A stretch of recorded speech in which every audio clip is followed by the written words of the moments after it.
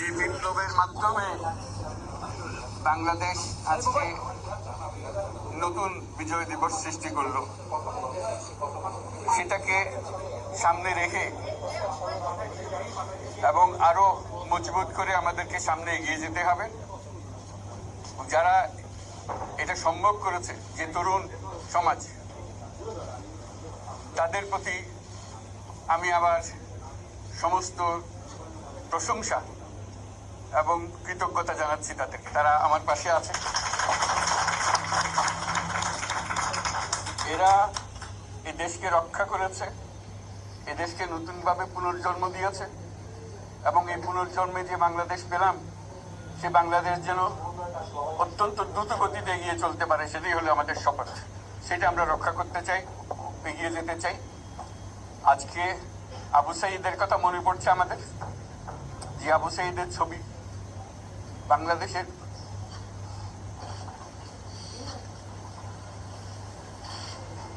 প্রতিটি মানুষের মনে গেঁথে আছে।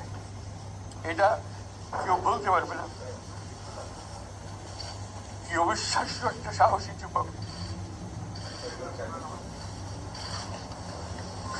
বন্দুকের সামনে দাঁড়িয়ে আছে এবং তারপরে থেকে কোনো যুবক, কোনো যুবতী আর হার মানে নাই, সামনে গিয়ে আছে এবং বলছি যত গুলি মারো, মারতে পারো, আমরা আছি। তো যার কারণে এটা সারা বাংলাদেশ জুড়ে এই আন্দোলন ছড়িয়ে গেছে এবং যার কারণে বাংলাদেশ এই দ্বিতীয়বার স্বাধীনতা অর্জন করলো। এই স্বাধীনতাটা আমাদেরকে রক্ষা করতেই হবে। শুধু রক্ষা করা নয়, এই স্বাধীনতার সুফল প্রতিটি মানুষের ঘরে পৌঁছাতে হবে। তা না হলে এই স্বাধীনতার কোনো দাম নেই। এই স্বাধীনতাটিকে পৌঁছানো হলে আমাদের শপথ, আমাদের যে প্রতিজ্ঞা, যে আমাদেরকে এটা করতে হবে, ঘরে ঘরে পৌঁছাতে হবে। মানুষ যেন জানে যে বাংলাদেশ স্বাধীন হওয়ার অর্থ হলো তার নিজের পরিবর্তন, ব্যক্তির পরিবর্তন, সুযোগের পরিবর্তন, তার ছেলে মেয়ের ভবিষ্যতের পরিবর্তন। এটা যেন প্রত্যেকে বুঝে নেয় এবং আজকের তরুণ সমাজকে বোঝানো যে এই দেশ এটা তোমাদের হাতে, তোমরা এটাকে তোমাদের মনের মতো করে গড়ে তুলবে। তোমরা যেভাবে স্বাধীন করতে পেরেছো, তোমরা এটাকে তোমাদের মনের মতো করে গড়তেও পারবে এবং তোমাদের দেখে সারা দুনিয়া শিখবে কিভাবে একটা দেশ, একটা তরুণ সমাজ গ্রহণ করতে পারে এবং তাকে পাল্টে ফেলতে পারে। তাদেরকে আমি বারে বারে এমনি উপদেশ দিই যে পুরনোদের বাদ দাও, তাদের এই পুরনো চিন্তা দিয়ে এটার মুক্তি আমাদের হবে না করি। সারা দুনিয়ার মধ্যে এটা হবে না। এটা শুধু বাংলাদেশের কথা নয়, সারা দুনিয়ার কিছু নিয়ে কথা বলছি। তোমাদের মধ্যে যে শক্তি আছে, যে ক্রিয়েটিভিটি আছে, সৃজনশীলতা আছে, সেই সৃজনশীলতাকেও কাজে লাগাতে হবে। এটা শুধু বই খাতাতে লেখার জিনিস না, এটাকে প্রকাশ করার জিনিস, স্থাপন করার জিনিস, সেটা মুখ করা।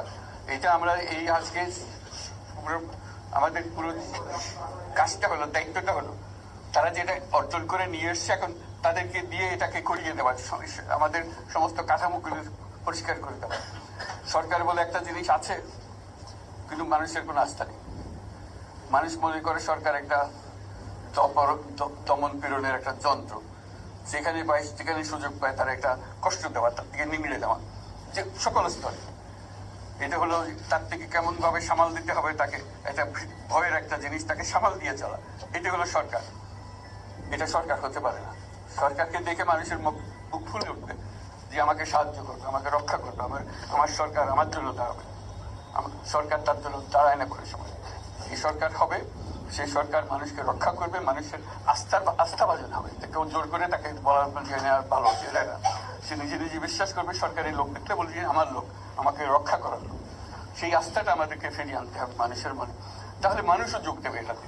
মানুষ এখন পিছিয়ে থাকে যে কিসের মধ্যে আমাদেরকে ঢুকিয়ে দিচ্ছে।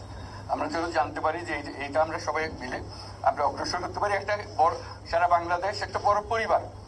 এই পরিবার আমরা একসঙ্গে চলতে চাই এবং আমাদের মধ্যে দ্বিধা দ্বন্দ্ব যা কিছু সরিয়ে ফেলতে চাই। যারা বিপথে গেছে তাদেরকে পথে আনতে চাই, যাতে করে একসঙ্গে আমরা কাজ করতে পারি।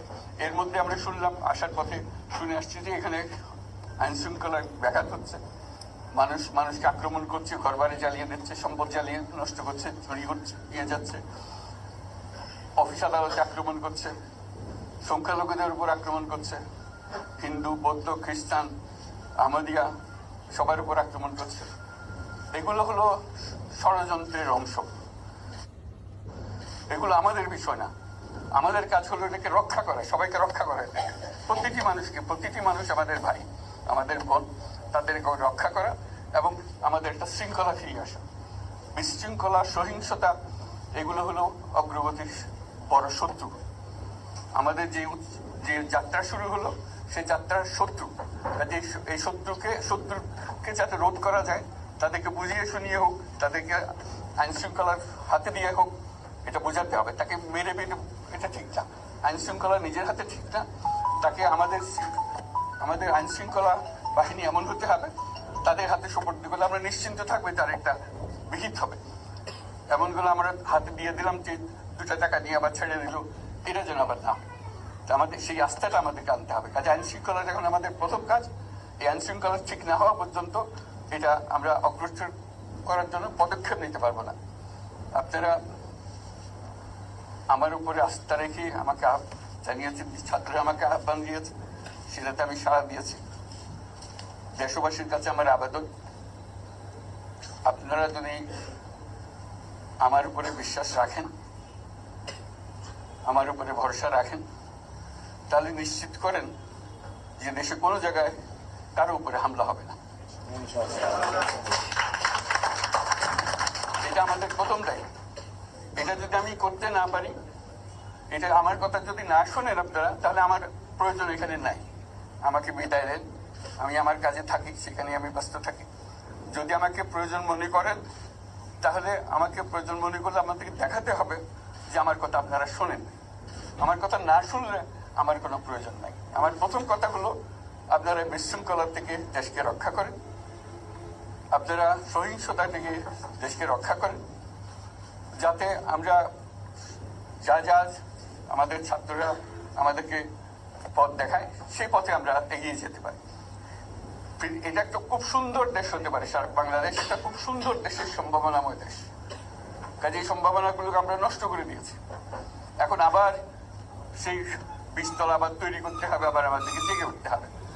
তারাই এই বীজতলা তৈরি করবে, তাদের হাত দিয়ে হবে এবং তাদের দিকে আমরা তাকাবো এবং আমরা তাদের নির্দেশ মতে আমরা অগ্রসর হব।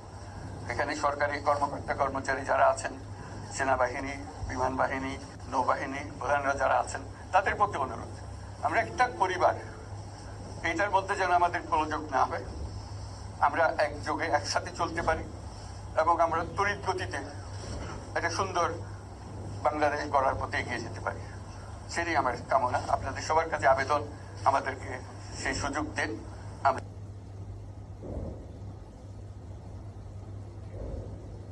আমাদের দিকে এখানে যখন ছাত্ররা রাস্তায় নেমেছে, তারা অবাক হয়ে গেছে। আমাদের তো অবিশ্বাস্য কারণ, তাদেরও এটা স্পর্শ করছে, তাদের তরুণরাও জেগে উঠছে, আমাদের ছেলে মেয়েদের এই অভিজ্ঞতা থেকে, তাদের এই সংবাদ থেকে তারাও চোখ জেগে উঠেছে আমরা কি করতে পারি। কাজে আমাদের কাজ হবে এগুলো সম্পূর্ণ করা। আমরা আজকের থেকে শুরু করলাম, সেটা আশা করি আমরা দ্রুত গতিতে এগিয়ে যেতে পারবো। সবাইকে ধন্যবাদ। আজকে